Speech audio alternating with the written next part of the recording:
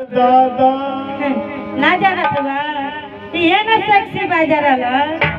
से कसी हाँ हाँ तब तक पिपनार कलई कटे कसी चला दिए सो ए ओकर माई रे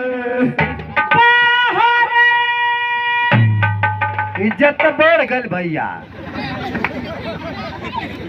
ए मर्दवा केतना इज्जत से बोलत है ओकर मम्मी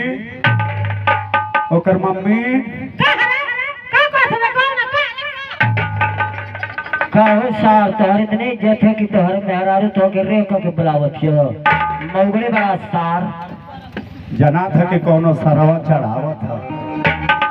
हमार न बनी बिगरी अभी बिया डाले के ओकर मम्मी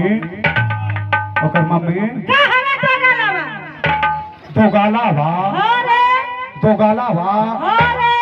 अरे हम तो हार हो हई हो